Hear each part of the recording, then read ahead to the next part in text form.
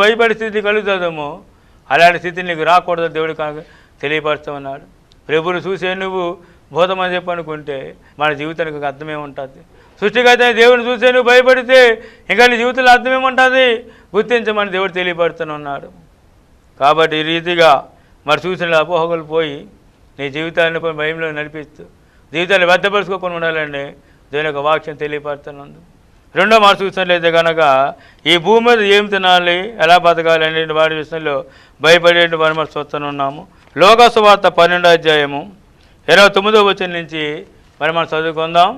లోకాసు వార్త 12వ అధ్యాయము 29వ వచనం నుంచి, ఏమి తిందిమో ఏమి త్రాగుదమో అని విచారింపకూడి అనుమానము కలిగి ఉండకూడి, ఈ లోకపు జనులు వీటన్నిటిని ఎరుగుదురు, ఇవి మీకు కావాల్సి ఉన్నవని మీ తండ్రికి తెలియను. మీరైతే ఆయన రాజ్యమును వెతుకుడి, దాంతో కూడా ఇవన్నీ మీకు అనుగ్రహించబడును. చిన్న మంద భయపడకూడి, మీకు